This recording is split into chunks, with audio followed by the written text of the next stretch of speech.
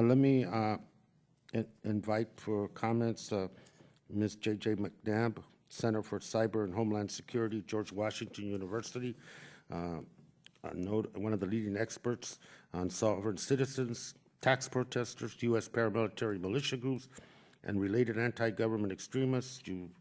She is a commentator on many national news shows on the subject, and is noted as not only an expert. She has a book, The Seditionist, Inside the Explosive World of Anti-Government Extremism in America, and her work with the Program on Extremism at George Washington University explores current trends and public policy responses to homegrown anti-government extremism.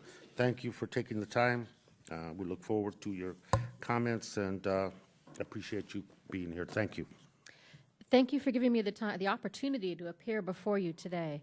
My name is J.J. MacNab, and I'm a fellow with the Program on Extremism at George Washington University's Center for Cyber and Homeland Security. Any opinions I express are my own.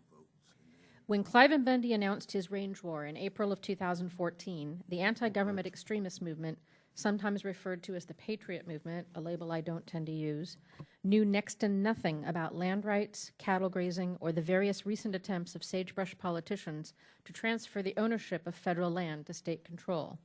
Almost no one in the movement had ever heard of the Bureau of Land Management.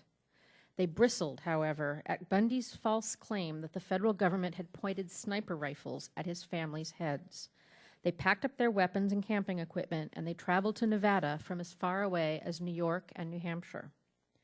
On April 12, 2014, even though Cliven Bundy had learned the night before that the BLM was packing up and leaving, that rancher sent more than 300 supporters to confront a group of approximately 36 law enforcement officers under a bridge in rural Nevada.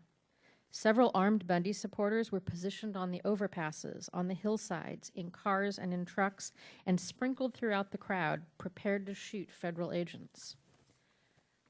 The crowd below was a mix of cowboys on horseback, unarmed protesters, children, dogs, and armed militiamen. Bundy had ordered his supporters to stop traffic on the highway, and when curious onlookers got out of their cars to watch the confrontation, they effectively acted as human shields for Bundy's snipers on the overpass. Had a car backfired, had anyone on either side of the conflict fired a weapon, dozens, if not hundreds, would have died that day. It came very close. The federal agents retreated, and they released the cattle back to Bundy. The confrontation under the bridge was a dangerous but effective charade. The movement celebrated what it saw as a major victory against the federal government. Over the next few weeks, there was a constant flow of militiamen and women traveling to and from the ranch. Their goal was to prevent the further roundup of the cattle and to shoot any federal agents that tried to arrest Bundy or his family members. Since 2014, the situation in Nevada has been tense and at times extremely dangerous. The presence of an unknown number of Bundy family members and supporters has effectively made the Gold Butte area too dangerous for federal employees to manage and for the public to enjoy their public lands.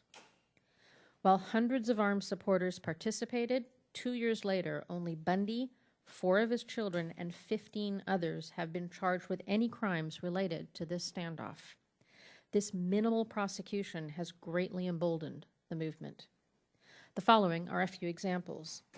On May 6, 2014, 2 people wearing hoods brandished a pistol at federal worker driving a BLM truck in Utah. They held up a sign that read, "You need to die."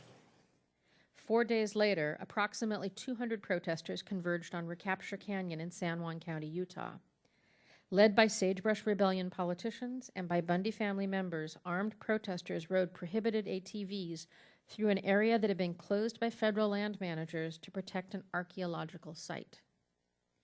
In June of 2014, 2 Bundy supporters, kicked out of a militia campsite for being too vocal about wanting to kill police, ambushed and killed 2 Las Vegas law enforcement officers and a bystander before dying in a shootout. A week later, a sovereign citizen who had expressed support for Bundy online was caught illegally camping on federal land in California. When confronted, he shot and wounded a federal ranger and a California highway patrolman. 1 year after Bundy Ranch, more than 100 militiamen, many of whom had participated in the earlier standoff, converged on a mine in rural Oregon to take an armed stand against federal agents. Last summer, hours after Cliven Bundy and his son confronted 3 surveyors working on federal land, shots were fired near the surveyors' campsite. In Montana, dozens of armed militiamen gathered to protect miners whose plan of operation had expired in 2014. And in the most recent case, this last January, 3 of Cliven Bundy's sons led a group of armed militants to take over the Malheur National Wildlife Refuge in Oregon. They placed men armed with rifles in a watchtower and on a ridge overlooking the refuge building. They blocked the entrances to the compound with trucks and heavy equipment. Other militants stayed 30 miles away in the nearest town of Burns, putting pressure on local citizens, threatening the county sheriff and county judge, and making the environment so dangerous that federal employees and their families had to leave for their own safety. On January 27th, FBI and Oregon State Police stopped a caravan of cars driving from the refuge to a neighboring county where the sheriff had expressed support for the cause. 2 Bundy brothers were arrested along with 4 armed supporters. 1 militant, a rancher from Utah, was killed by police as he reached for a firearm in his jacket pocket. Many, but not all, of the key figures at the Oregon Refuge takeover have been arrested and charged with crimes. The leader of the takeover, Ammon Bundy, claimed that some deep pockets were supporting his stand. But no person or group has been charged with funding these crimes. The list of recent events does not include the hundreds of threats aimed at federal land employees and law enforcement in the 2 years since Bundy Ranch. Photos of federal law enforcement agents were distributed among militants, along with their names and home addresses. Bomb threats were called into hotels where federal land employees were staying. Online propaganda has been vicious and graphic, ranging from death threats to doctored photos of federal employees with digital targets added to their foreheads. Thank you for bringing attention to this growing problem. Let me now invite Mr. Tim Blount. Well, thank you very much, Mr. Chairman, to both of you ranking members. I'm really glad that we're having this discussion because it's a very important discussion.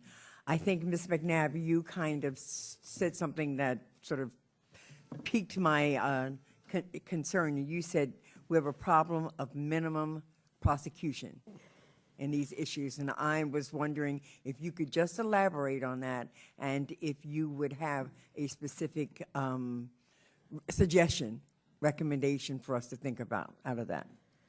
Yeah, I think Bundy Ranch was a great example of this. You had coming and going, all told, probably 1,000 supporters who came with weapons, spread out over a 2-month period.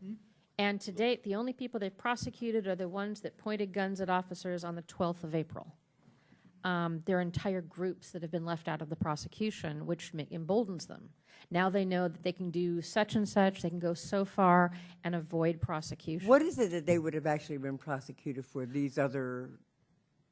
I'm not a lawyer. That is not my specialty. But these were groups of people that were on federal land with guns, prepared to shoot federal agents should they try to remove trespass cattle or arrest the Bundys or do anything else. They were on ridges. They were doing overwatch. They had patrols, and they were all on federal land. Thank you. I was wondering, Mr. Cohen, could came and took over the refuge in my state. Absolutely. Again, at the time I talked to the special agent in charge, and I said, so, I've been trying to get the Justice Department to do something about Bundy for, a long time, and he said, and I said, the BLM backed down. He said, we're not the BLM, and it's not going to end that way. Obviously, it didn't, but the cattle are still out there. And I contact BLM. They say there's a threat of violence, therefore it's a justice issue. I call justice, and they're like, "Oh, we're working on it." Ms. MacNab, do you want to comment? This is, to me, we are really encouraging continuation of this sort of behavior. We are encouraging a continuation of the behavior, and there's a lot of talk about whether something happens on private land versus public land. But what we're not really talking about here is most of this world exists on the internet. I couldn't even count the number of explicit threats against federal land managers, against federal law enforcement, against, anybody who was commenting, myself included, commenting on what was going on at these different standoffs. And that's another piece of this puzzle that I think has to be addressed. There's only one group of voices that are egging these people towards more and more violence. There's no counter voice. BLM clammed up after the Bundy Ranch thing. There was no release of information. I tried very hard to get it, and I couldn't. Some basic questions. There was no one to come forward and say, okay, that particular thing that they're saying is just a conspiracy theory. There's no counterbalance. So this group is just getting angrier and angrier and angrier, and you see it on their websites. You see it on their Facebook pages. Some of the memes, I've actually brought some with me, some of the memes that they pass back and forth, it's just egging them on. What they pass? Memes, prepared little graphics with kind of funny or whatever captions. Mm-hmm. For example, to describe one here, I have one that has all of the federal agents that participated at Bundy Ranch, their photographs, their license plates, and above it says, the faces of those who just followed orders at Bundy Ranch, the new Nuremberg.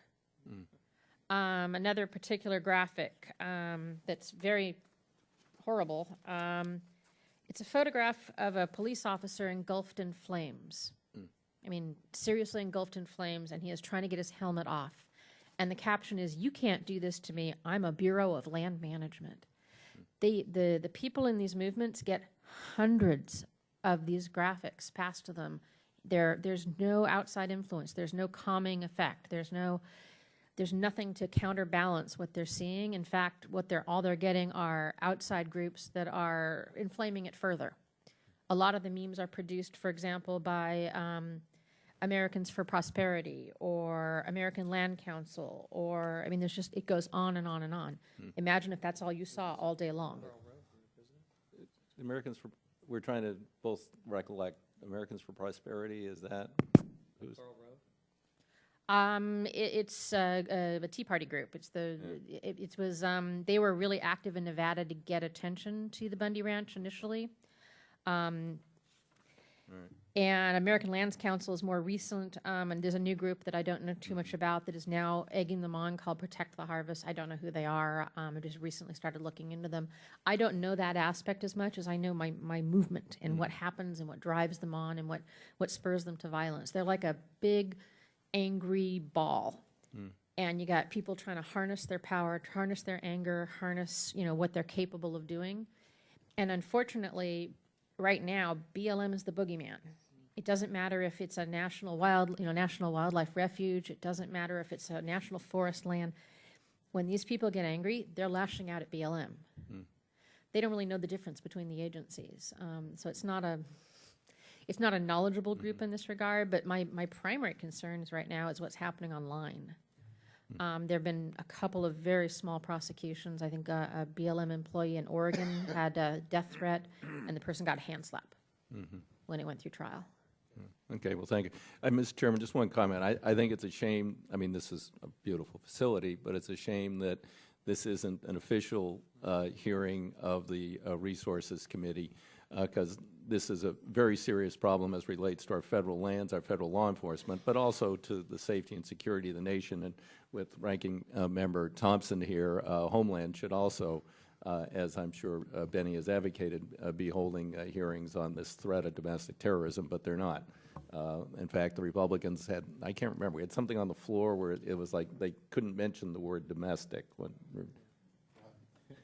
I'm glad the general mentioned it. They're bringing that bill back up tomorrow. Oh. We're going to re-vote on it tomorrow. Oh, yeah, great. Okay, thank you, Mr. Chairman. Thank Mr. DeFazio. That's why this hearing is being convened.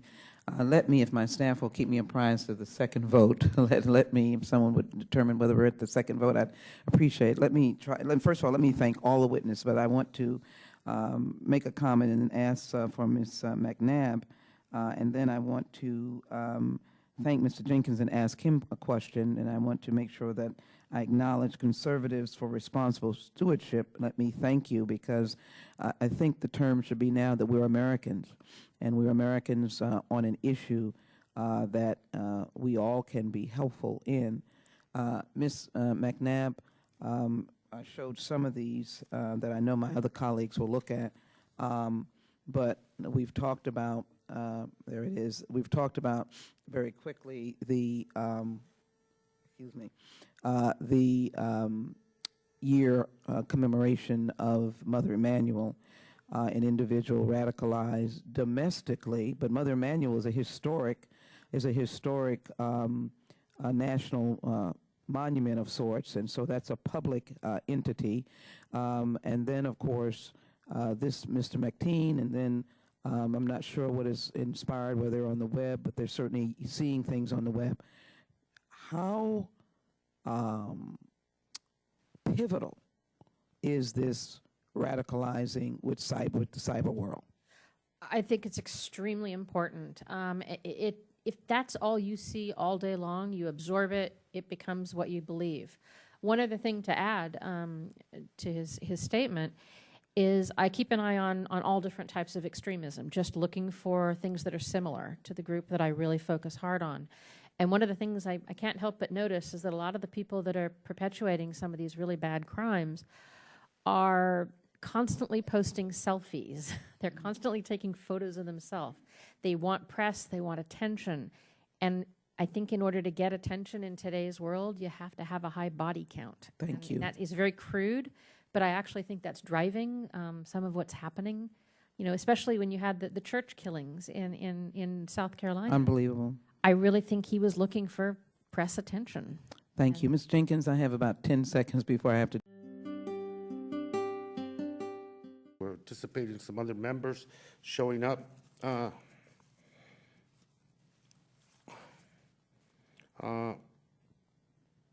me, Ms. MacNab, let me ask you about Ken Ivory, the Utah lawmaker and the former head of the American Lands Council. He's seen as a leader of the anti-government movement. Can you elaborate a little bit about him? He appears... He's seen as a leader of the Sagebrush Rebellion. That's right. Yeah, which is actually very different from the anti-government group. They happen to intersect just since Bundy Ranch. And not a complete intersection, but there's an overlap.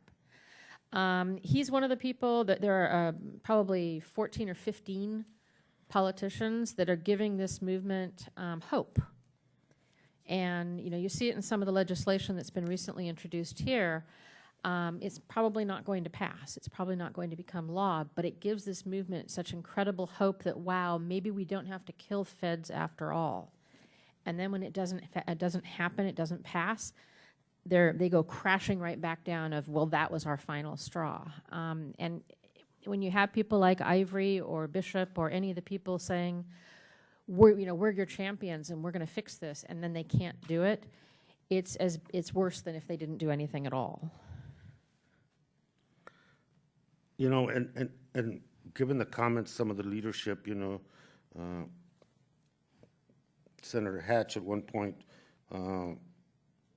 said that while he didn't condone the use of violence, he understood what the deeply held positions that just can't be ignored. Yeah, You kind of acquiesce to that and just It Labrador said it was civil disobedience, Representative. It goes a little beyond that. Equated it to the civil rights movement, and Well, and then we heard the other comments that were made, and I think that I mention those things because it gives it sort of a blanket of legitimacy it does. and some level of credibility, and kind of, I thought early on the efforts to make the Bundys some kind of folklore characters was also added to that credibility kind of stuff. And I think much of it has to do with how media presents it, how words will have meaning, how we articulate those issues here in Congress and other places. And I want to ask about media and leadership, and anybody can speak to that question, their role and what the role should be. The media kind of woke up at Malheur. There was some attention paid to Bundy at Bundy Ranch, but not anything like what we saw in Oregon. The problem is they're looking for comments, for example, from Senator Hatch that kind of hint at violence. The media likes that, and so they pass it along. And the problem with whether or not Senator Hatch meant it or not, but it comes across as a wink-wink.